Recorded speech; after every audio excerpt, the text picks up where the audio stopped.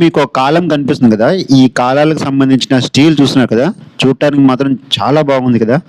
నిజంగా చెప్తున్నాను, మీరు కూడా ఇలాంటి స్టీల్ వర్క్ చేయించుకుంటున్నారని నేను అనుకుంటున్నాను.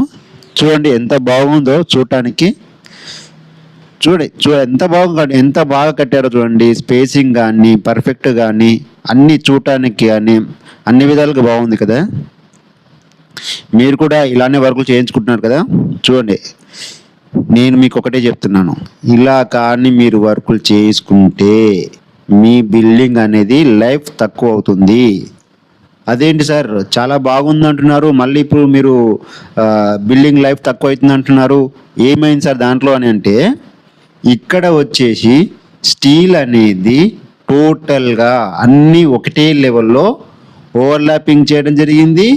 అలాగే అన్ని స్టీళ్ళు ఒకటే హైట్లో వేశారు. ఆ తర్వాత ఓవర్లాపింగ్ కూడా